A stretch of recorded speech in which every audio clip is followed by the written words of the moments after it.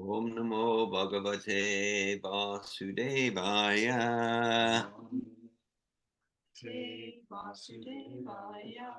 Om Namo Bhagavate Vasudevaya.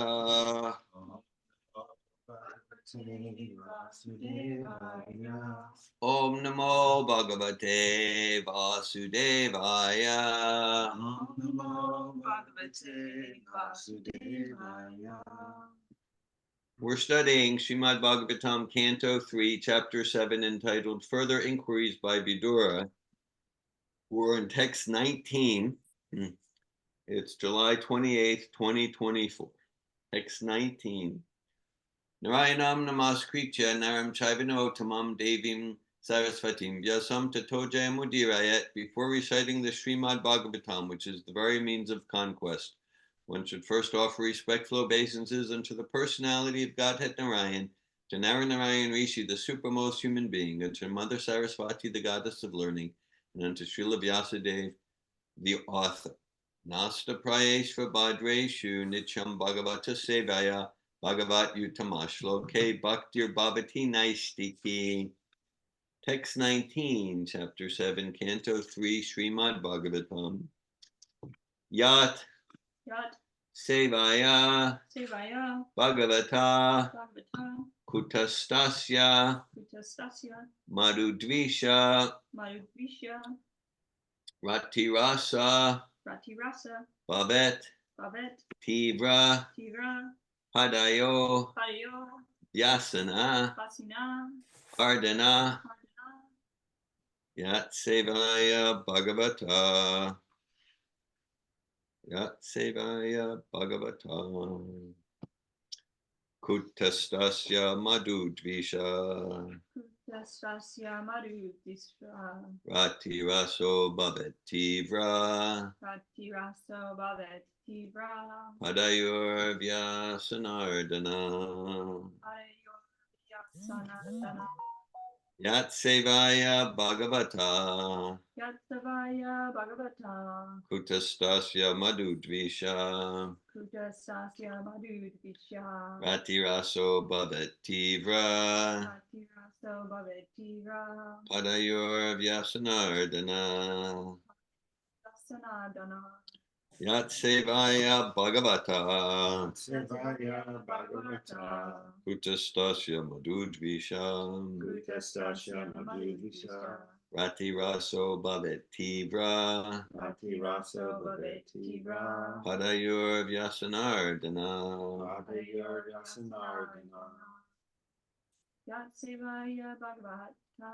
Yat Sevaya Bhagavata Kutastasya Madhudvisha Ratiraso Bhavet Tivra Padayur Vyasanardana Yat Sevaya Bhagavata Yat Sevaya Bhagavata Kutastasya Madhudvisha Atiraso Bhavat Atiraso Bhavet Tivra Padayur Vyasanardana Padayur Vyasanardana. Would anyone online like to recite the verse?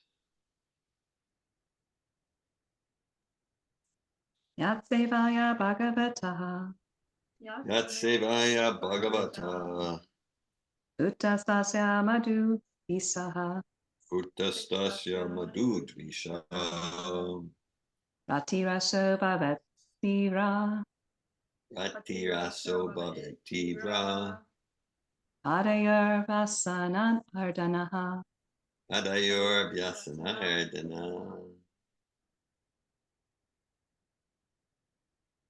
Okay, so we'll go to the word meanings. Yat. To whom? Sevaya. By service. Bhagavata. Of the personality of Godhead. Kutastasya. Of the unchangeable. Madhu Drisha, Madhu Drisha, the enemy of the Madhu Asura. the enemy of the Madhu Asura.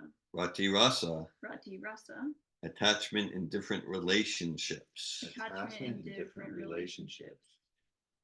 Bhavet, Bhavet, develops. Develops. Tivra, Tivra, highly ecstatic. Highly ecstatic. Padayo, Hariyo, of the feet. of the feet, Vyasana, Yasana, distresses. distresses, Ardana, Ardana, vanquishing. vanquishing. Translation. By serving the feet of the spiritual master, one is enabled to develop transcendental ecstasy in the service of the personality of Godhead, who is the unchangeable enemy of the Madhu demon, and whose service vanquishes one's material distresses. Purport by His Divine Grace A.C. Bhaktivedanta Swami Prabhupada. The association of a bona fide spiritual master like the sage Maitreya can be of absolute help in achieving transcendental attachment for the direct service of the Lord. The Lord is the enemy of the Madhu demon, or in other words, he is the enemy of the sufferings of his pure devotee. The word Rati Rasa is significant in this verse. Service to the Lord is rendered in different transcendental mellows, relationships: neutral, active, friendly, parental, and nuptial. A living entity in the liberated position of transcendental service to the Lord becomes attracted to one of the above-mentioned mellows. And when one is engaged in transcendental loving service to the Lord, one's service attachment in the material world is automatically vanquished, as stated in Bhagavad Gita, chapter 2, text 59, Vaso Vajram Vasopyasya Param Dristva Nivartate.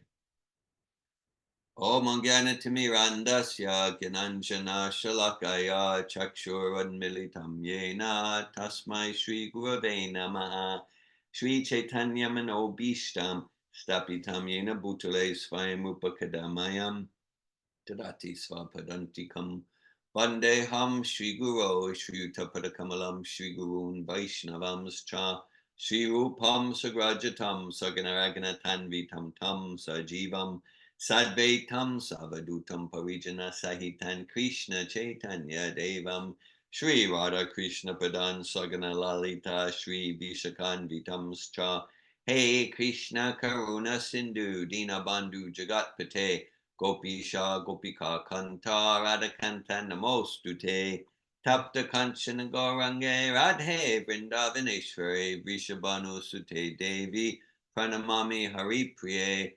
Vanchakalpatayubhyascha Kripa Sindhubhyevacha Patitanan Pavanebhyo Vaishnavebhyo Namo Namaha Jai Shri Krishna Chaitanya Prabhu Nityananda Shri Advaita Gadadara Shri Vasadi Gaura Bhakta Vrinda Hare Krishna Krishna Krishna Hare Hare Hare Rama Rama Rama Hare Hare Nama Om Vishnu Padaya Krishna Prestaya Bhutale Srimate Bhaktivedanta Swami Niti Namine Namaste Saraswati Deve Gauravani Pracharine Nirvishesha Shunyavadi Paschatya Desha Tarine. Srimad Bhagavatam Canto 3, Chapter 7, Text 19. Yat Sevaya Bhagavata Kutastasya Madhu Dvisha Ratiraso Bhavet Tivra Padayor Vyasanardana. By serving the feet of the spiritual master, one is enabled to develop transcendental ecstasy in the service of the personality of Godhead, who is the unchangeable enemy of the Madhu demon and whose service vanquishes one's material distresses. Hare Krishna. Okay. So, in each verse, the situation of entanglement or enmeshment in illusion in material life is poignantly described, and then various aspects of the process of getting out of that entanglement and returning to our original consciousness is given. It's like and aspects of the process like chanting the names of God, serving the devotees, and here described by serving the spiritual master. So like in Ishopanishad, it described like it's important to know the process of nescience how we're entangled in earth, water, fire, air, misidentification with the body, how come we're entangled, our false ego, and the process of knowledge, the process of liberation. We mentioned yesterday in the 13th chapter of Bhagavad Gita, Krishna describes really 19 elements of the process of true knowledge. And the first element is humility. Humility. That like we can't take heaven by storm or by kunta. It requires this humble service attitude to get revealed to us. It's personal. It's personal. So just like we're persons. So by someone analyzing us, they might get some knowledge of us. But if someone, like if I really want to get to know you intimately, it's going to be very limited. She's like that. Now the process is, I gain your love and trust. I humbly gain your love and trust, and then you choose to reveal yourself to me with more and more intimacy. That's the process to get to know a conscious person. And so that's so true for getting to know the Supreme Person. And so to apply that process of gaining love and trust, and then there's personal revelation from deep in the heart, applying that process to the Supreme Person, the technical name for that is bhakti yoga. And so the first quality on to really gain knowledge that will support us in transcending what's described here, one's material distresses. It's humility. It's humility. And there's the well-known text from the Shikshastaka of Sri Chaitanya Mahaprabhu, Srinadapi Sunichena Rori Vasahishnuna Amanina Manadena Kirtania Sadahari, to be more humble than a blade of grass, more tolerant than a tree, demanding no respect for oneself, ready to offer all respects to others, including even the ant. In such a consciousness, in such a state of mind, Kirtania Sadahari, then we're able to do kirtan constantly, always. So we can know it. So kirtan, so to be constantly engaged in kirtan. It's kirtan, glorifying God all the time. And we can note that that's the last leg of the verse, the fourth. And so to be in that state of consciousness, to be inspired, to engage in kirtan all the time, the first three, Trinada, peace, Unichena, humbler than the straw on the street, Karoi Vasahishnuna, more tolerant than a tree, Amanina Nadena, requiring no respect for myself, ready to give all respect to others. Yes. And yes, then in that consciousness, that's the foundational preparation of consciousness. So it's described in the Vedas, Tasmad Gurum Prapadyeta Jigyasu Shreya Uttamam Shabde Pare Chanishta Natam Ramanyupashanashraya. The word there is Shreya. Shreya means our long-term benefit. And it's described that if we're interested, if we're what we really want as spiritual beings having a human experience, if we really want is Shreya, the ultimate benefit, as opposed to Preya, there's Sreyas and Preyas, okay? They could say in the material realm. So a child just like, I just want to play all day. I just want to eat lollipops and play all day. Okay, so that's like Preyas, the immediate gratification, okay? And then the Shreyas, kind of like the parents, represent the higher intelligence for the child. It's like, okay, there can be some playing, It could be some lollipops, but no, at this you go to school, and that might not that might not be as like immediately gratifying as playing, but this is for your ultimate good. This is for your ultimate benefit, your ultimate joy and bliss. You go to school, and then actually you'll have a much deeper fulfillment, and you'll be able to contribute to society, and you'll be learning. And then at some point, the child may even develop an enthusiasm to be a scholar and to study and to go to school. So with our higher intelligence, we're recommended to dedicate ourselves to Shreyas, the ultimate goal, the ultimate benefit, that's available, and that's described here, like transcendental ecstasy in the service of the personality of Godhead, relief, full relief from one's material distresses.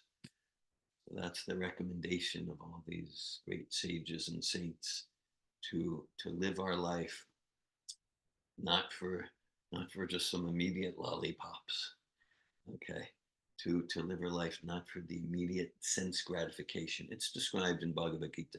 Yehi sam sparshaja boga dukkhyunaya evate adantabanta konte nateshu mamate Buddha.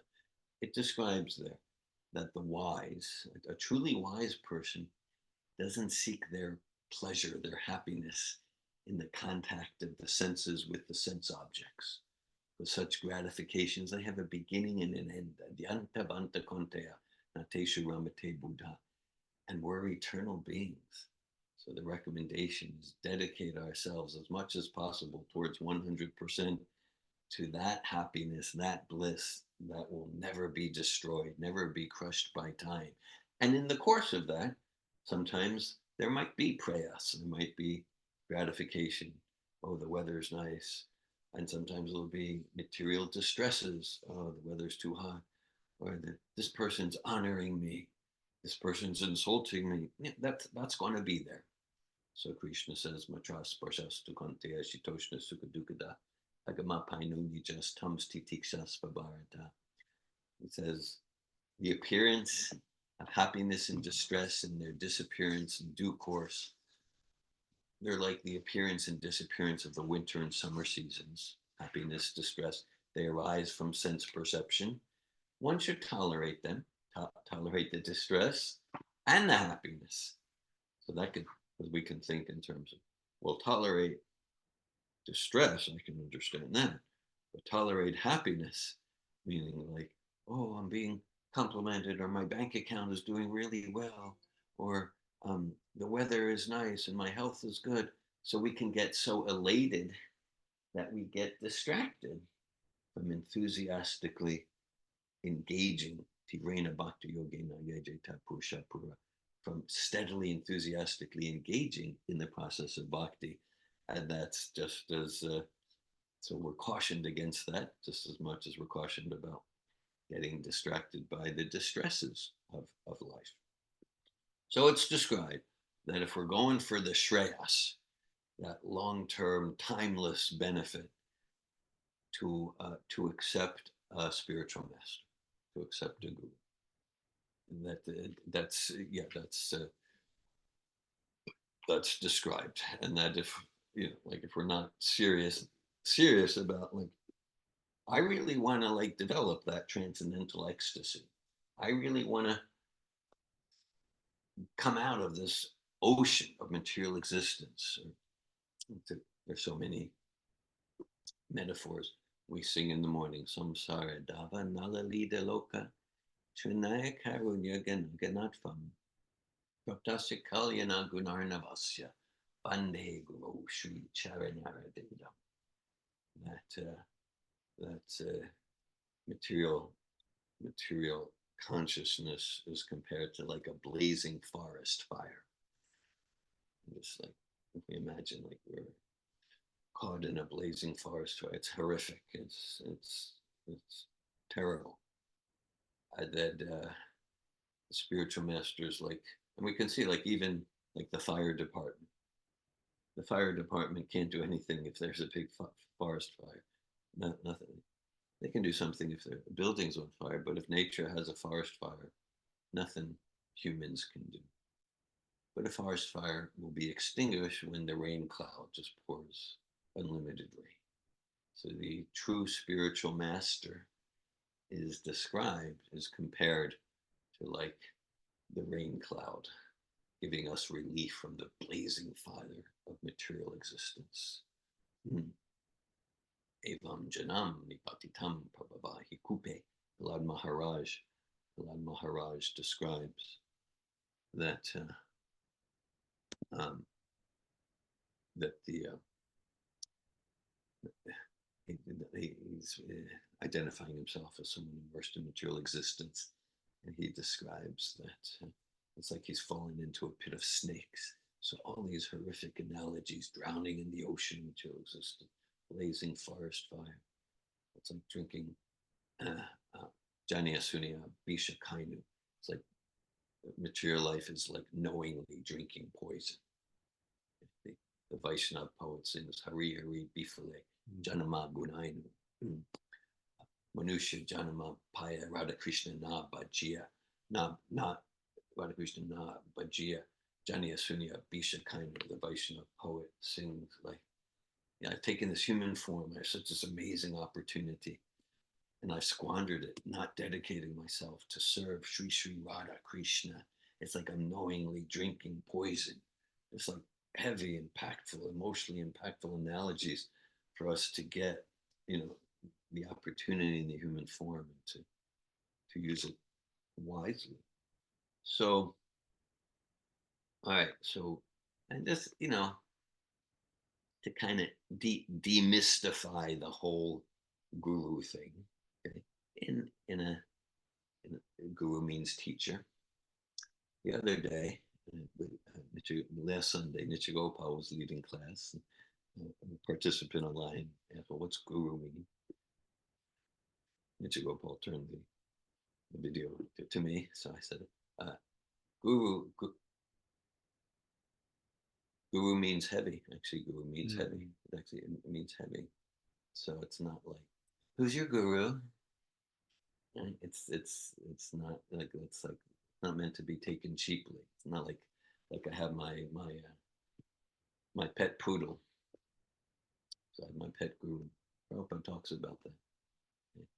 So unfortunately, in the name of guru, there's a lot of cheapness going on. But guru means like heavy, right? Heavy. This is like we're always getting heavy feedback from the guru if we're paying attention. Okay. So it's like, no, this is heavy knowledge. There's a weight of responsibility here. A weight of responsibility for me to look at myself and my mundane attachments, a weight of responsibility to take on the anxiety of Srila Prabhupada and Srila Bhaktivinoda Thakur and Lord Chaitanya, take on some of their spiritual anxiety to support them to spread this matchless gift of Krishna consciousness. And that starts with looking at my own heart. So it's heavy. It's not like a fashionable thing, like a just like a fad or something. So then it speaks here the term rati rasa, and Prabhupada comments on that a bit. The word rati rasa is significant in this verse. Service to the Lord is rendered in different transcendental mellows, relationships: neutral, active, friendly, parental, and nuptial. A living entity in the liberated position of transcendental service to the Lord becomes attracted to one of the above mentioned mellows. And when one is engaged in transcendental loving service to the Lord, one's service attachment to the material world is automatically vanquished.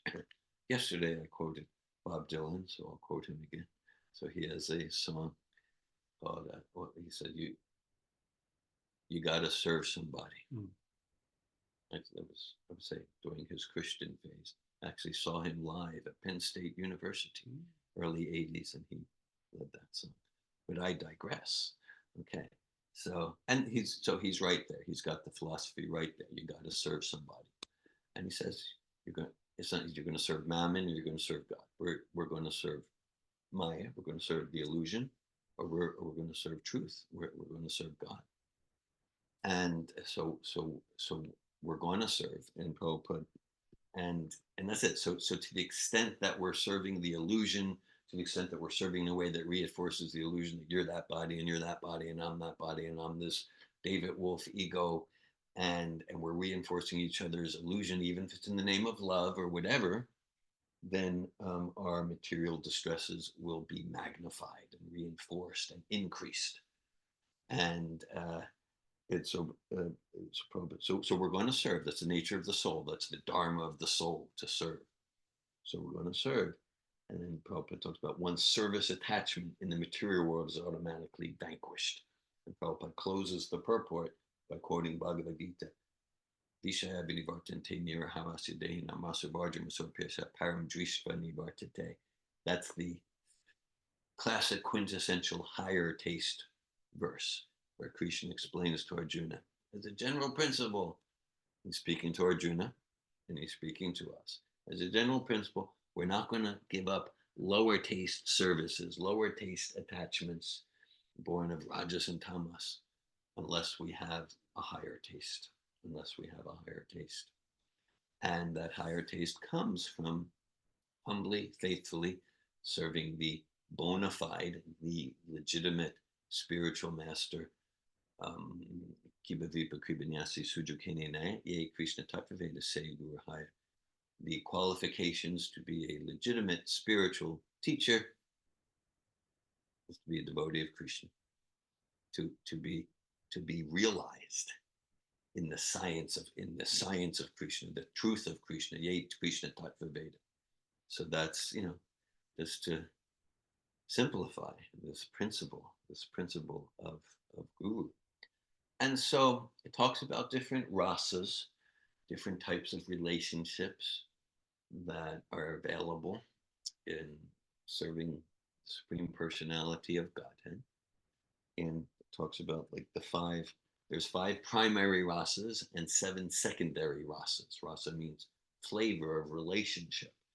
So Prabhupada mentions the 5 primary here: neutral, active, friendly, parental, and nuptial. And so, importantly, that we're encouraged to simply cultivate the relationship. Ekleshvara Krishna Arasabha Bricha.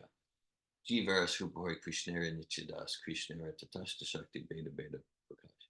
To cultivate the relationship, I'm a servant, Krishna is the master. Okay.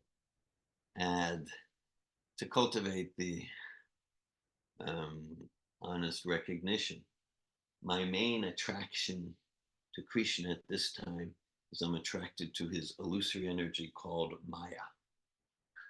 And that's my main attraction. And let me be willing to do the heavy lifting of spiritual life, the heavy lifting of the process of Krishna consciousness, to transform.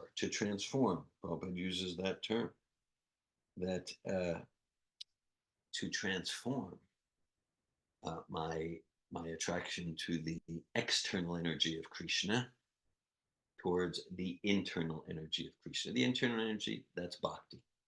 That's bhakti. And again, we do that by, just like Prabhupada gives the example, Prabhupada gives the analogy. If someone has a disease and someone's suffering, you go to the bona fide authorized physician, and the physician is like, oh, okay, yeah, here's a diagnosis, and you take these, take two tablets in the evening and adjust your diet in this way and that way. And then we transform from illness, sickness to health. So similarly, Srila Prabhupada, the expert spiritual physician, he's giving us, okay, so you really want to come out of the blazing fire material existence. You want that Shreya, that ultimate good. You're kind of You know, you're getting sick and tired of just the material drama and all the miseries and the emptiness and the pretension of that. Okay, so here's the 2 tablets. You do these minimum 16 rounds per day. You follow these principles, and you associate with devotees. You read Bhagavad Gita as it is, and then we do. Oh, okay. I'm experiencing the transformation, experiencing the healing take place by willingness to do those austerities. And so all these rasas are there, all these relationships. It's encouraged to not, yeah, to not become um, kind of like unduly distracted. Yes, to not kind of indulge in like, I'm wondering, in the spiritual world, am I a gopi? Am I a peacock? That's not encouraged. Okay. It's just encouraged this Chakudan Dilo Ye Janme Janme Prabhu say, just cultivate the mentality.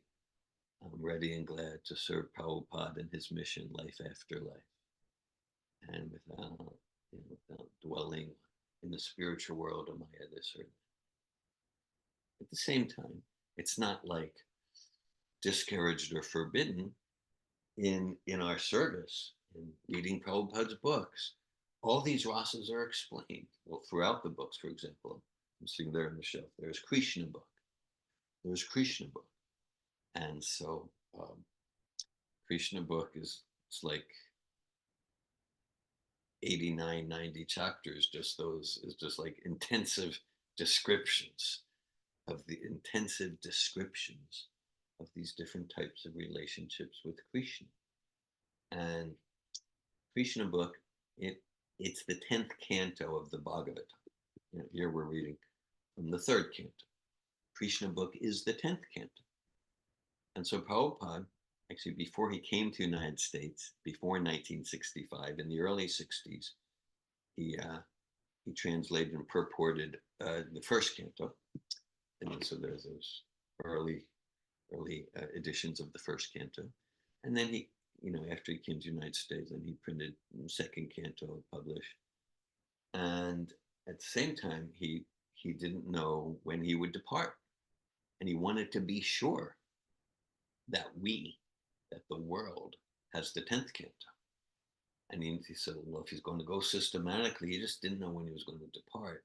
So he kind of right there in 1969, and it was published in 1970, he gave Krishna book because he wanted to make sure we have the 10th canto. He wanted to make sure the 10th canto is the summum bonum. It's like all the other cantos lead up to the 10th canto. And so we're encouraged to study Bhagavatam after Bhagavad Gita systematically. And then, so both are true.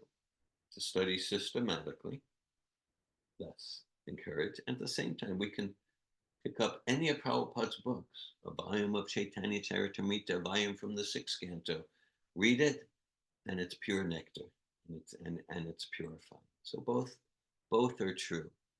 So Srila Prabhupada wanted to have us to have Krishna book. You want to make sure we had that, and then at the same time, not to get distracted from being grounded in our service by considering what's my ultimate rasa. Really, yesterday we described the 9-step process, starting with Shraddha, ending in Prema. Prema is pure love of God. Adal Shraddha Tata Sadhu Sangato Bhajana Kriya Tato Narta Nivritisha Tato Nishta Ujishtata Tashatis Tato Bhava Tata Prema Bidansati Sadakanamaya Prema Parobhave Bhavet Krama. Starting with enough faith and respect to, okay, let me check out one of these Krishna consciousness programs. So it's Shraddha. I'll use my time to, let me read one of these books. So okay. And then, okay. There's something attractive here. I want to associate with those who are on this path. And it's Sadhu Sangha. And then Bhajana Kriya, that's like, oh, okay. It's not like just like I'm no longer satisfied to just be kind of casual. Yeah, let me check it out. That's a nice stage. But then Bhajan Kriya is like, okay, I'm going to make a commitment. I'm going to make a commitment. And, I might find I'm not perfect in fulfilling my commitment, like our agreements in life. Then we get to take a look at our relationship with our agreements. Bhajan Kriya, let me make a commitment. And then in that pressure cooker crucible of commitment, where it's like, I'm committing, I'm not leaving the seminar, then purification happens. Okay. And so really, as long as we have anartha, impure things in the heart, whether laziness, complacency, desire, I'll be number one, if it's I'll be the number one devotee. We shared that, I think, about a week ago. It's a pastime of Prabhupada. One of his disciples offered obeisances and said, Srila Prabhupada, I'm your most fallen disciple. Srila Prabhupada responded, you're not the most anything. Meaning, like, even in being humble and fallen, can I even be number one there? So it's just like, that's the disease. Like, I want to take Krishna's place. I'll be number one in that way. So as long as we have envy, greed, laziness, jealousy, self-deception, any sort of anartha, any grungy, then we're not really in a place for that kind of like eternal rasa with Krishna to be revealed. So the idea is to not be impatient. Prabhupada gives the example, just like the sun will rise in its own time in the morning. Just, it's not like before it's time for the sun to rise, we're going to do something. The sun will rise. So we're encouraged to serve with enthusiasm. Prabhupada defines enthusiasm as endeavor executed with intelligence. Serve with enthusiasm, rigorously, and be humbly disciplined and following Prabhupada. And then when Prabhupada and Krishna choose to reveal higher esoteric truths about our eternal relationship with Sri Govinda, then that'll be revealed. To not be impatient about that. Yes. And so and as we get attached to the service, bhakti service, then our attachment to material service, serving these senses, serving the concentrated body, the concentrated body, or the extended material body, serving my family, my community, my nation, my species. Okay. And then we get attached to bhakti service, then we're really prepared to do the best Shreya service to our family, in our community, in our species, to support them in the highest principles, not just the prayas, in the highest principles of human life. And then this coming to a close here, yeah. So this again, Vidura is speaking about, I'll say, the spiritual master principle, and that's it's valid to say the spiritual master principle. At the same time, I've seen that term, the guru principle, the spiritual master principle, used in a way that reinforces impersonalism. Okay, so we can talk philosophically about the principle of spiritual master, the principle of guru, and kind of like, well, who? It's ascribed in the Vedas.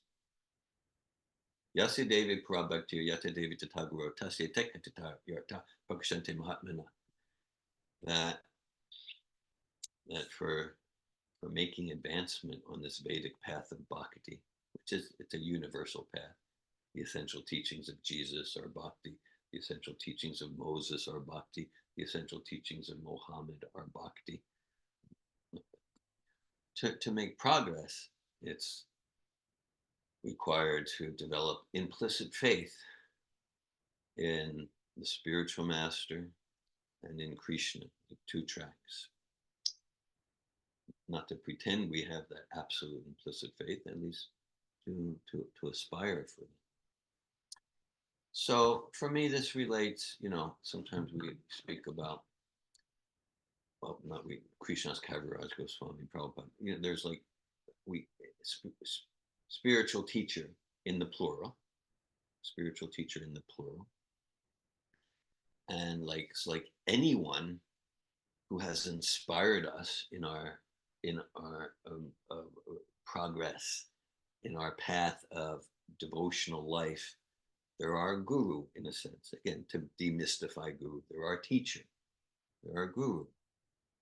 Actually, later today, I'll be responding to a letter, a long letter, philosophical, to Stambadas Prabhu. I think you're all familiar with my 1,000 plates of prasad before one round of japa biography, part of my biography.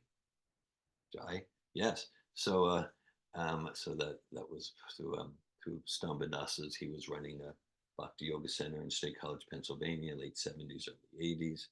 So, so he's definitely one of my gurus, and I've had many gurus, a guru in the plural. And then there needs to be one guru in whom we endeavor to place absolute trust and faith, unconditional surrender.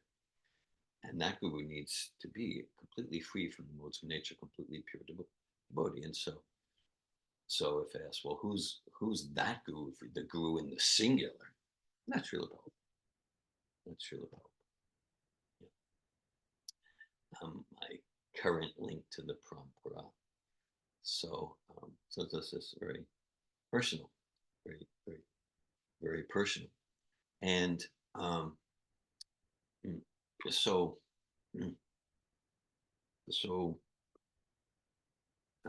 well, okay, it's spiritual. It's practically a tautology. Spiritual, by definition, means not dependent on anything material. If it's dependent on anything material, it's not spiritual. So Prabhupada will often emphasize that the vital association with the spiritual master is not about physical presence. Prabhupada uses the term, it's a vibrational association, preceptorial association. Another term for that is Vani, is Vani. And these are words that Prabhupada uses, vibration, preceptorial. And so now, Prabhupada is also fully present in Vapu forms, such as his picture and his Morti. He's 100% present in those forms too.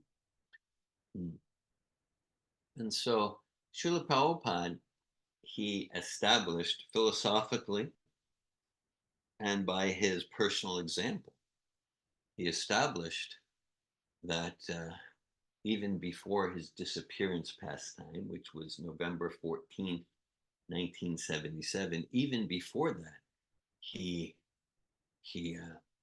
both the essential initiation, the essence of the process of initiation is Divya Gyan. We sing each morning, Chakudan Dilo Ye, Janme Janme Prabhu Se, Divya Gyan, Ride Prakashito. We sing to Prabhupada. You fill our hearts with transformation, transcendental knowledge. In some places we've seen, these are just, you've seen, they say, oh, Srila Prabhupada equates, synonymous, Divya Gyan with Diksha, or the essence of initiation. So in many places, they'll say, Srila Prabhupada is no longer capable to give Divya Gyan, to give Diksha. They'll say, well, okay, but then you need to like change the song you're singing or something, because you're singing to Prabhupada, you fill our hearts with Diksha, with Divya Gyan, and then you're saying, so anyhow, for us who accept, follow, honor Srila Prabhupada, serve Prabhupada as our current direct living link to the Parampara, there's no contradictions like that. Okay. So and that's it. Yeah. So just to now, if someone is So the essence of, like we use this term currently, Prabhupada uses the term currently. He describes Krishna as Brahma as current link to the Parampara. Prabhupada uses that term. That so the links to the disciplic succession, they are defined not by participation in a formal initiation ceremony. Some of the links never had a formal initiation ceremony with the previous link. It's defined not even by physical presence in the same room or even physical presence in the same planet.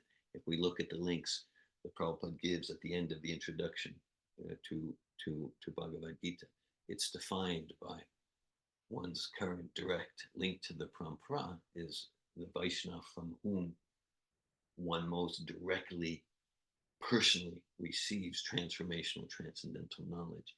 And that Divya Gyan or Vani, that preceptorial association, vibrational association, it's not dependent on anything physical, including proximity in the same room or the same planet. That's the that's what defines one's link to the Parampara. And so yeah, so that's why, that Vidura stress, he's using the term the spiritual master in the singular. And so I know for myself, I you can say I endeavor to be a guru, to do it, and my way, following Srila Prabhupada, to endeavor to be a spiritual guide, spiritual guru, is not to be someone's link to Srila Prabhupada.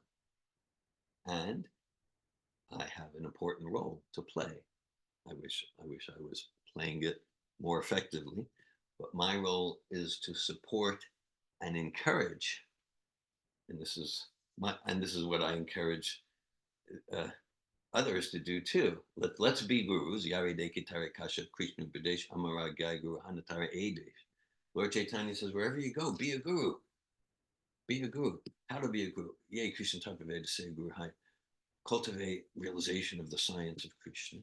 So my way of being a guru is to support you and whoever comes to a Bhakti Yoga program, whoever comes to a Safato seminar, coaching client, to support, to support others to establish their direct personal relationship with Srila Prabhupada as their current direct link to the Parampara. And my role is, at least for this lifetime, if not after that, at least for this lifetime, to be completely dedicated. Sometimes we use this term in coach training with ethos, pathos, and logos. That ethos means cultivating strength of character, ethos. Pathos, cultivating empathy, the capacity to be secure enough in my world to cross the bridge and understand what's happening for you and to communicate that understanding.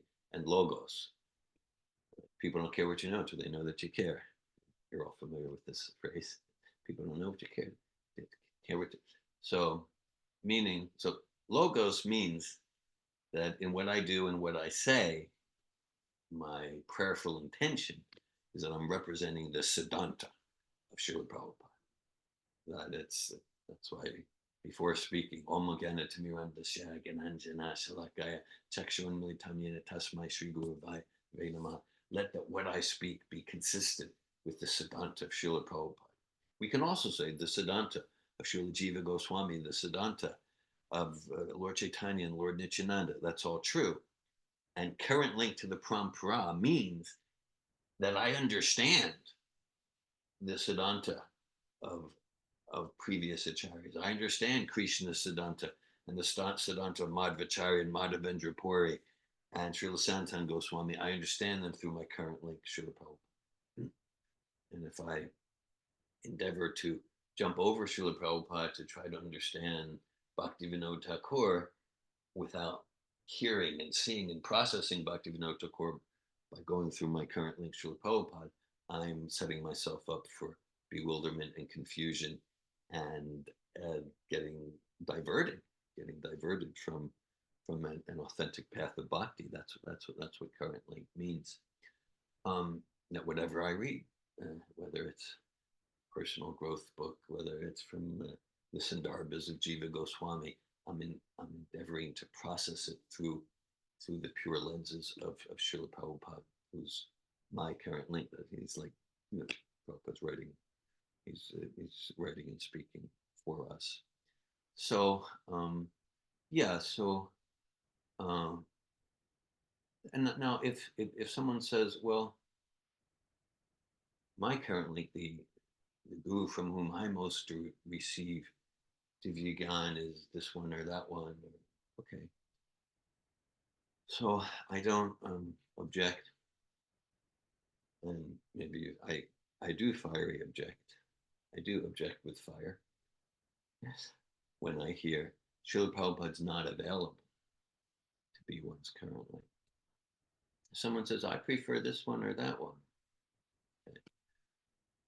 It's, sometimes that can be bona fide, or sometimes it can be from this. He or she is my pet guru, my pet poodle. We discussed that earlier. But even if it's genuine, I'm not saying Prabhupada's the only pure devotee or something like that. I'm saying Prabhupada is fully 100% available to be one's current link of parampara. And my way of endeavoring to be a guru is to support others and myself to strengthen that direct personal relationship with Srila Prabhupada, with Prabhupada as the main Vaishnava from whom you directly personally receive Divya Gyan.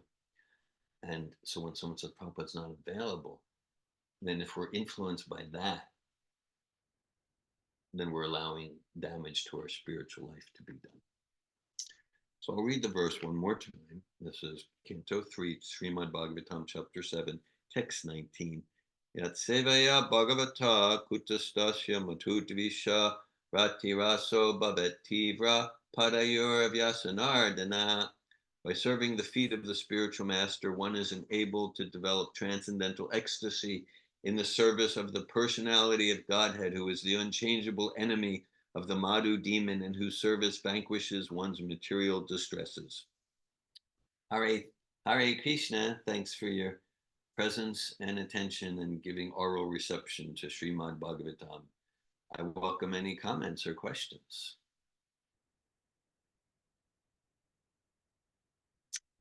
Valerie.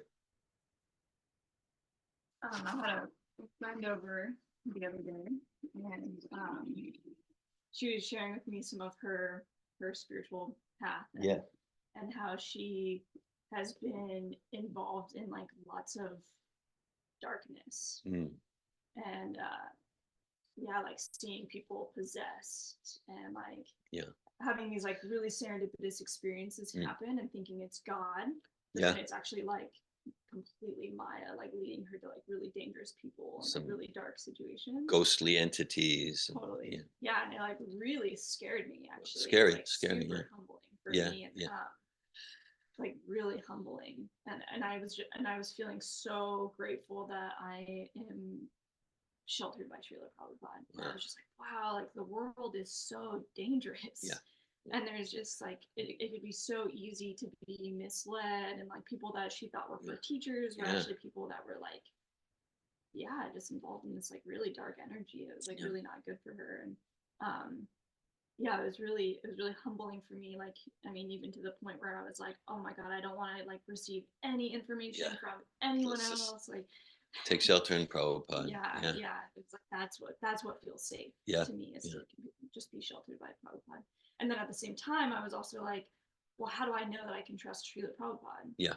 I know that I'm so like easily swayed and wavered and pretty docile, and I'm like hearing her stories of like finding these teachers and then they're not trustworthy actually, and then I know that I'm seeking guidance. And so I'm also in that question. I'm in that question right now. Like, how do I know that I can trust Srila Prabhupada?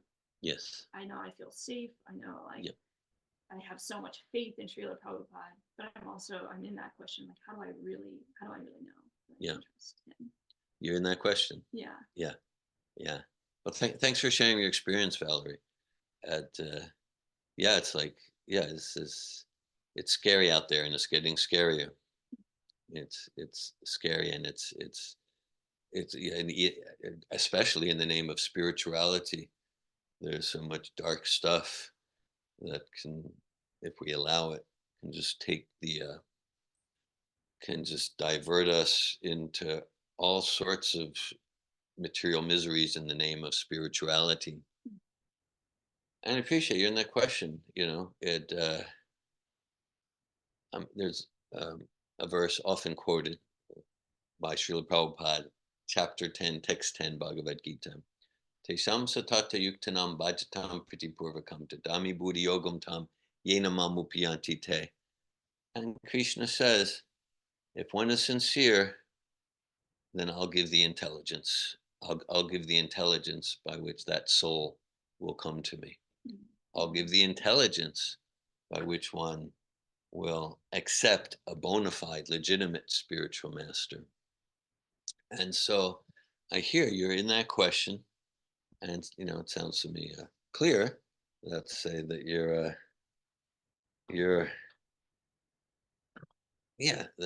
I appreciate your honesty. You're in that question, and your trust in Srila Prabhupada, just from that interaction with your friend, has deepened, and you've deepened your appreciation. So, like, I can, since we've known each other a few years, so you're clearly coming on that path for more and more implicit trust in Srila Prabhupada, and I see Krishna responding to your sincerity. An example can be given is like a roadmap. Okay, let's say if I want to get from here, North Florida, to New York City, and I say, okay, well, here's a map. I don't know. Okay, well, let me try. That's the stride. I'll try. Okay, so oh, okay, yeah. So get to this road called I-10 and go east, and then after about 70 miles, you'll see something called Jacksonville. So, oh yeah, there's Jacksonville. Okay, now find I-95 and go north, and pretty soon you'll see something called the border of Georgia. And like, okay, so now South Carolina.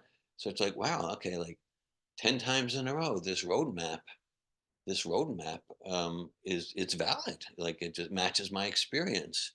Okay, now next it says there's something called Virginia. Now, I don't know, but I definitely have more trust than I had back when I was like approaching Jacksonville, because it's confirmed itself by my experience. So I'm just giving that analogy that you have much stronger implicit trust in Prabhupada than 5 years ago, or even 1 year ago, or 6 months ago. So just my encouragement is continuous sincerity, and without we don't want to pretend we have more trust than we do. Continuous sincerity, and there's a clear trajectory, so we can imagine where you'll be going in that trajectory after another year and 5 years, like that. Thank you for that reflection. Yeah, there's so many questions that have been coming up for me since that experience. But one that I'll ask is, when I was really humbled, it brought me closer to Prabhupada, and brought me closer to Krishna. Like, I still feel like humbled. I still feel fear come up, and I just pray and I just chant. And so I'm seeing that it's bringing me closer. And it reminds me of that experience I had like a year and a half ago. I shared with you on the river. I had a really terrifying experience. The river brought me closer to God. Yes. And so I'm wondering, like, how to maintain humility. Yeah. Because usually I'm humble when I'm humbled. Yeah. When an experience happens to me. When some really scary experience, we go, Krishna, Krishna, and we're not proud and arrogant anymore, like that. Mm-hmm. Yeah, so how to maintain humility. Thank you, Valerie. I see myself as no expert in maintaining humility. Save time, what comes to me. That, I mean, just what you share, I relate to it practically every day. Like, sometimes I'll be, feeling some humble enthusiasm for service, and then I'll connect with some happiness, joy, and then be, wow, that's it, I've done it. And then I get arrogant, and then Krishna smashes me in a different way. So really the first thing that comes to me is kind of just what you're doing. Like here, like this require, like you're organizing this program, and you're serving the program, you're gathering flowers for Prabhupada, and you're doing service. You're doing practical service in addition to the, like, the sadhana, the reading Prabhupada's books, all of that. And then, because like in doing the service, you're serving the community, you're serving the devotees, you're organizing this program, and then you're serving the devotees. Here's a space for bhakti yoga in the line of Prabhupada. So that kind of that requires a humble mood. So just continue with that and increase it. Service to the devotees, and then that supports humility. Thank you, Valerie. Yes, online comments. Nitya Prabhu. Hare Krishna Prabhu. Thank you very much for this wonderful class. I really appreciate. The thing which I've been struggling from last couple of days is on bang on this discussion. So I have a couple of points to make. Before I come to my personal realization, I would like to add something. What Valerie was asking about the faith on Srila Prabhupada. And the verse which you quoted, the meaning of Diksha Guru, which is given in, which Jiva Goswami explains in Bhakti Sandarbha about the meaning of Diksha. So Divya Gyan Yato Dadyat, a personality who gives Divya Gyan, that is the part of D plus Ksha in Diksha. And Ksha means Kuryat Papa Sakshanam, who destroys all the Papa, who destroy all the sinful reactions. So the meaning of Diksha itself says that a personality who has a capability to give you infused Divya Gyan in the heart, and also to be able to eradicate all the sinful reactions. This process is Diksha Vidhana. That is what Jiva Goswami explains. And to be able to have this process in a more effective way, the verse which you quoted, Yasya Teve Parabhaktir Yatha Deve Tata Guru, Tasya Kathaitartha Prakashante Mahatmana, that we must have the same faith as we have in Krishna, same faith in Guru also. So for a disciple, Guru comes on par standing with Krishna in that kind of faith. And that kind of faith is exemplified in one devotee story in Russia. How in Russia we know that it was very difficult to preach and devotees were being put behind prisons and things like that. So there was one Mataji devotee, female devotee, and she was being put behind bars and she was being treated very badly. And the cops wanted to get all the information about how they are publishing book and how they're distributing their whole underground coverage of book distribution. Then there was a witch which was being called witchcraft, which was being called to influence her mind. And she was calling ghost, and she was trying to influence that Mataji with the ghost attack and things like this. And this Mataji was becoming disturbed because there was a real thing happening there. So then she started chanting Narsimhadev Pranam Mantra, Namaste Narsimhaya. Still, it was impacting her. It is still that influence was not going away from that Mataji, from that lady, female devotee. Then suddenly she started chanting Namo Vishnu Padaya Krishna Prishtaya Bhutale, Srila Prabhupada Pranam Mantra. And the moment she started chanting Namo Vishnu Padaya, that lady who was influencing that Mataji with that witch, she becomes very disturbed. And she said, I cannot do this anymore. And the cops were saying, why cannot do that? She said that there's an old man, very stern old man standing with a cane, and he's asking me to go away from here, and I cannot go further. So it was Srila Prabhupada who was standing there and protecting the devotees in a sense that because they were so dedicated for Srila Prabhupada book distribution. So this story really moved me that how the Krishna also wants us to have same amount of faith as we have in Krishna in our Guru also, especially in our case, Srila Prabhupada. Thanks for sharing that. Very powerful story. And my realization, what I was gathering from the conversation you were mentioning about humility, about not demanding respect. I'm struggling a lot in having the functional respect which is required for us to, for me to guide the devotees and guide the activities of the Gopalika village especially, and to be taking that functional respect as not crossing the line and demanding respect. So functional respect is important so that we can have a smooth functioning of the place, and demanding, it can at any point of time go to the place of demanding respect wherein everybody start feeling that heat. I'm just wondering, how do I maintain that?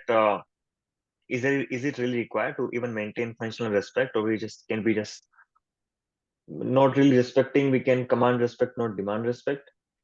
At the same time, I'm just feeling that it is important and I'm not able to set those boundaries for myself. Well, thanks for sharing that, Paul. Yeah, I'm reminded there were one time in Srila Prabhupada, he and some of his students were staying at it was called Tetonhurst. It was the mansion of John Lennon in England. You know John Lennon? Yeah. So it was like 1969, 70. And Prabhupada was staying there. John Lennon and Yoko Ono were inviting him to stay there. It was like this big kind of property. There was one building on the property, and the gardeners were saying there was a ghost there. Because like at night there was clearly, it was like ghostly haunted. So and they tried different things, and Prabhupada said, we'll take care of this. So Prabhupada just had everyone do a 24-hour kirtan, just 24-hour kirtan at and then all the workmen and gardeners, they said, yeah, ghost is gone, there's no trace anymore. And then the story Nitya Gopal shared that Prabhupada's pranam mantras, and it is reminiscent of your story about Prabhupada's pranam mantras were even more powerful than the witch with the witchy energy. He was like, I can't stand in this, and there's no place to go. So I said that when you took shelter of Prabhupada and hearing your friend's story like that. And so yeah, thanks. You know, we can look at Srila Prabhupada.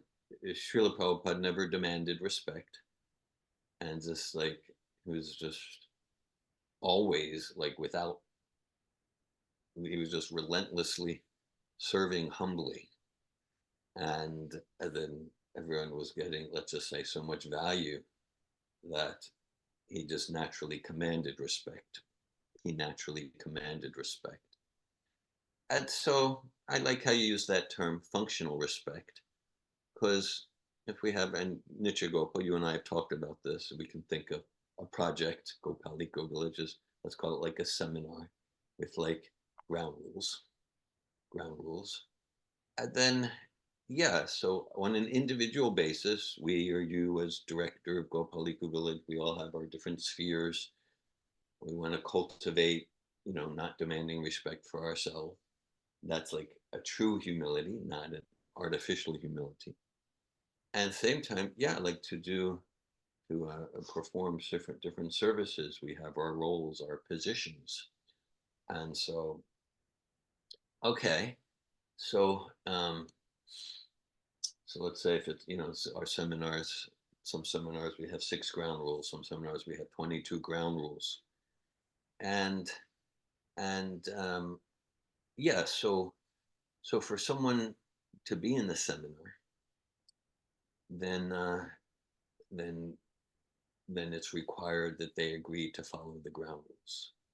And like an explicit or implicit ground rules, yeah, you'll follow the instructions of the facilitator. Okay. Now, hopefully the facilitator isn't demanding respect. I got this position. I'm the temple president, I'm the facilitator. Because like, that's so unattractive. That's authoritarian rather than authoritative. That's a dictatorial rather than inspiring cooperation. Okay. But from the point of view of the participant in the seminar, or someone who decides, yes, I want to participate in Gopal Eco Village, whether in the form of coming to Sunday feast or being a full-time ashram devotee or in whatever, yeah, then we get to look at, yeah, there needs to be agreement to ground rules. And it's just like, okay, well, I don't have enough respect for this facilitator to agree to the ground rules. Okay, I mean that's respected, and then that means that yeah, this isn't the container for you. I'm not saying the best thing for your life is to agree to the ground rules and take this 3-day seminar. That I trust you as the expert in your life. What I do know in my role as facilitator, if you want to participate in this 3-day or 7-day seminar, it's required that you agree to the ground rules and you follow them. And if you determine that I don't have enough respect for the facilitator, then yeah, this might not be the container for you. This might not be the container for you. So it seems like on an individual basis, I'll speak in you statements. On an individual basis, you Nityagopal get to continue to cultivate humbly, not demanding respect, humbly, enthusiastically doing service. And to the extent that we do that, naturally, we command respect. And then functional respect, yeah, and for different levels of engagement with the project. Again, if someone's like once in a while, there's even some ground rules if someone's just coming to a program once in a while. Let's say someone comes to a program and they just went to a restaurant and they brought some meat dish or some alcohol and they show up to the program with that. And you go, well, so you might have whatever level of respect for Nityagopal you have or whatever. At the same time, if you want to participate by coming to the program, then you need to agree. You need to agree to not bring any meat or alcohol or cigarettes or like that. And then you get to decide whether this is the program for you.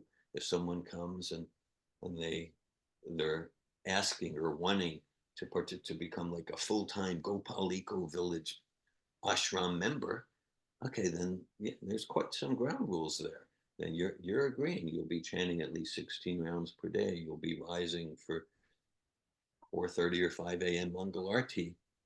And so for us to function, we need to have respect for the ground rules of the container at that level of engagement. And then it's like, yeah, but you're like this, and you have this fault and that fault. Yeah, that could be. That could be. I'm ready to hear your feedback, carefully consider it, and if you want to participate at this level in this project, yeah, one of my roles is I'm in the role of director of this project, and these are the ground rules. You get to choose whether this is the project for you. So I'm not sure if I responded to your question, but there you go. That's what's coming to me.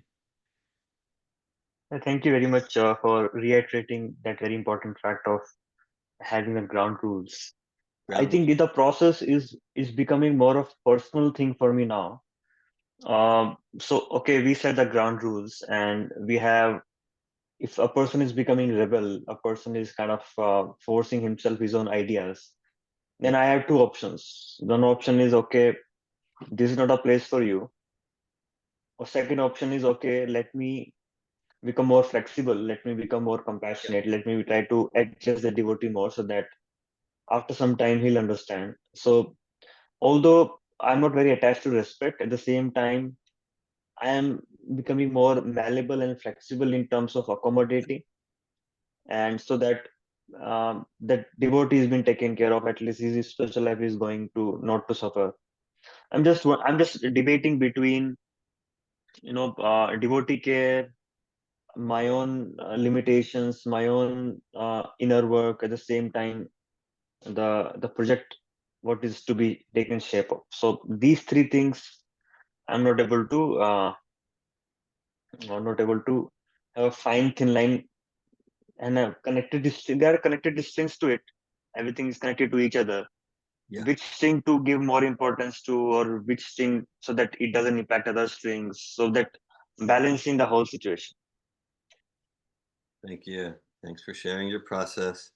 Here it's a process of like, yeah, where to be accommodating and flexible, so that we're not rigid. Here's the rules. Accommodating, flexible, at the same time, not whimsically allowing the boundaries and the ground rules to be violated, and then that will water down or even damage or destroy the whole project, all on the foundation of you and your personal process.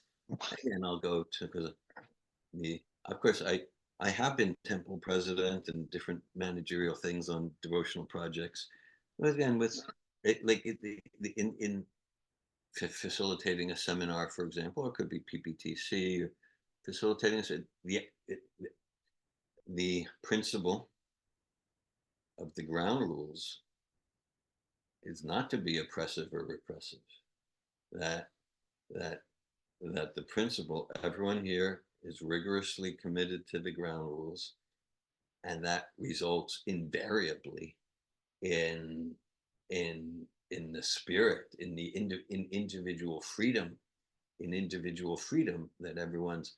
So yeah, and I know there are things now that might come up. Individuals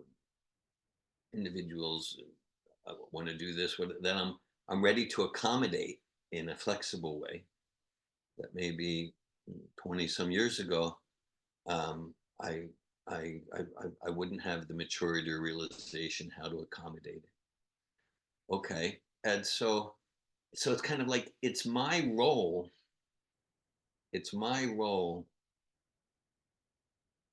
to create clarity genuinely, not artificially, about what is the seminar, or in your case, what is Gopaliko village and what's not.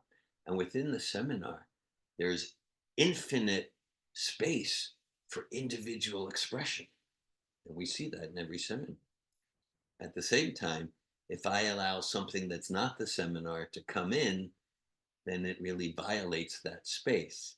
Let's say if we're, okay, so now we're going to be, let's say, in the middle red-black game, or victim accountable process, or junkyard closed eye. And then in the middle, someone is, okay, well, I'm going to sing my favorite song while doing a headstand in the middle of the room. And so, okay, well, right now we're doing this closed eye process. And so again, like the agreement is that you're going to participate in the seminar, and you might have much more valuable things to do with your life than this seminar. Same time, you want to participate in this container, then right now we're asking everyone to be in silence and close your eye.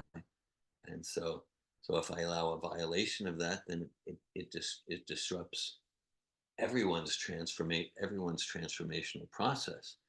So it's like it's my role to know, yeah, what's kind of like a healthy, life enriching, experience enhancing, personal individual expression within the container, and what's a violation of the container. And I hear you're kind of navigating that, and you're learning that in your new role here as director of the project. Hare Krishna. Thank you, Nichigopal Prabhu.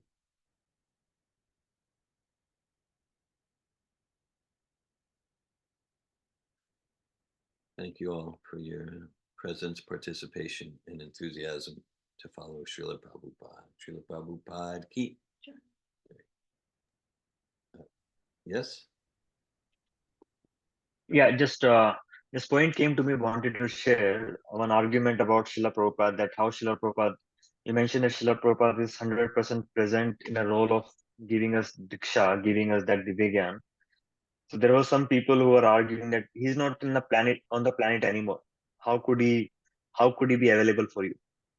these kind of questions I used to come across earlier. And what I was thinking is that even when Srila Prabhupada was present in this world, many devotees did not really meet him, and they were in different countries, different continents itself. Srila Prabhupada was in Asia, and somebody was in Africa. African devotee never met Srila Prabhupada, but he was allowed to be called as initiated disciple of Srila Prabhupada. So if Srila Prabhupada were to go to different planets, how does it really make difference? Maybe he may be preaching some other loka, some other planetary system, maybe some other spiritual world about Krishna there. So if it wasn't really important for us to know that which continent Srila Prabhupada is in to be able to feel the presence of Srila Prabhupada. We can just expand the whole continent into interplanetary presence of Srila Prabhupada. Srila Prabhupada can be present somewhere else, and I can feel his presence, I can feel his guidance from there. Because Srila Prabhupada is empowered by Krishna to act in that particular way. Just wanted to share this. Thanks. It's an excellent point. And let's, as we close here, let's focus in here. It's an excellent point, and we do hear that sometimes. In one sense, that point, it kind of refutes an argument, and the argument is based on not understanding the first philosophical principle of Bhagavad Gita. We're not the body, we're spirit, soul.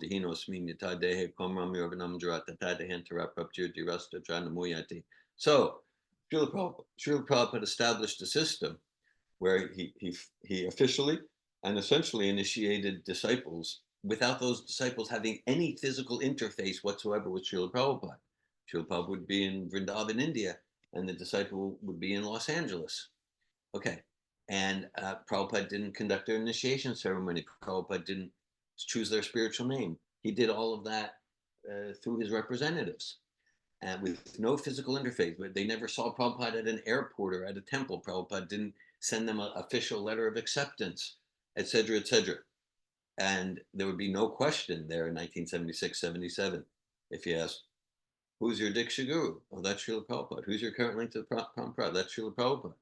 So the essential argument, false argument, is sure, Srila Prabhupada was empowered to do that on November 13th, 1977, but he lost his empowerment on November 15th, 1977. Another form of what they're saying is, sure, well, this spiritual Vani, spiritual Shakti, spiritual Divya Gyan, it's capable to be transmitted at a maximum of 12,252 miles, whatever half the circumference of the earth is. Okay. But once you get so Prabhupada could do that from India to Los Angeles. But let's say if Prabhupada's on Plakshadweep or somewhere, or if Prabhupada is on a heavenly planetary system, or maybe he's preaching in hell, or maybe he's in Vaikuntha. No, once you get more than half of the circumference of the Earth planet, then spiritual Vani loses its potency. So it's completely absurd, ridiculous philosophical lack of philosophical foundation. Most who are making that argument, they've never even thought about these things. So spiritual potency is not dependent on anything material, and it can travel more than 12,000 miles. Srila Prabhupada didn't lose his empowerment on November 15th. Parampara Prabhu. Hare Krishna. Just related to this topic, I think the arguments and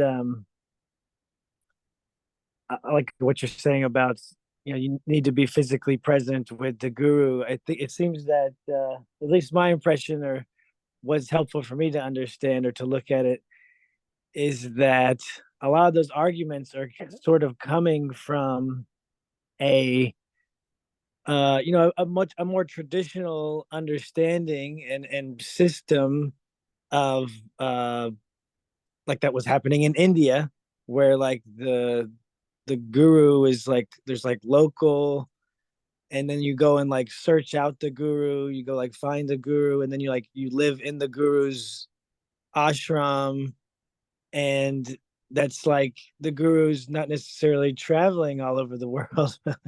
So it's like you go, so you need to be close to the guru, because that's how you also, whatever, there's not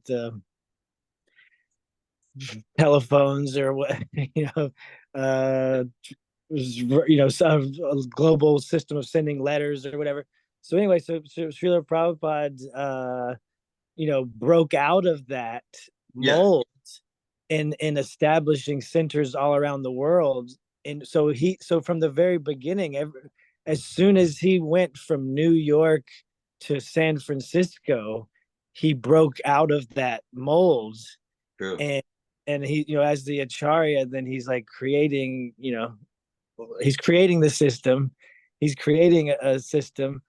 And so a lot of those arguments are based on like the old, not old, I don't know how to say it, but kind of coming from the mentality or consciousness that Prabhupada was already criticizing, or not criticizing, well, whatever you want to say. He was pointing out the faults in that sort of thinking while he was on the planet. Like his god brothers were wanting, just his god brothers weren't joining him in his mission, especially early on. And his god brothers were criticizing him because he was breaking out of that mold, whereas his god brothers had their like temples where they were local in the mat in the center, and they were Prabhupada said at one point, we were just talking about this the other day, Vidura brought it up, that Prabhupada told his god brothers, like, leave the temple, let somebody else ring the bells, because like maybe he observed his god brothers as being overly attached to doing the deity worship, and maybe they were criticizing him about not having deity worship or whatever it is. So he was like, that was already happening. And so a lot of these arguments are kind of coming from, stemming from his god brothers, that he was already like they were not already lining up and supporting Srila Prabhupada in his mission. So that's kind of helpful for me to understand that Srila Prabhupada really from day one, he established that he was breaking out of this old, not old, I don't want to say old, but just he was establishing a new system from day one. And so a lot of the arguments are coming from like the old system that he out of. Thanks for those excellent points, Prabhu. Yes, Srila Prabhupada was he was rigorously, staunchly conservative. He maintained all the principles, all the principles. He maintained them faithfully and flawlessly, and in applying the principles, he was bold and radical and innovative, and he was creative in how to apply the principles. So he created new, unprecedented systems while preserving and conserving the principles, and many then and now they're not getting that. And it's and because even while Prabhupada was still physically present in his pre-November 1977 Vapu form, Prabhupada established formal initiation and where he's on a different continent. That never happened before. Even back in 1967 when he went to San Francisco, he's establishing a new system while conserving the Vaishnav principles perfectly. Thanks for those points. Srimad Bhagavatam ki jai. Srila Prabhupada ki jai. Thank you, Prabhu. Sure.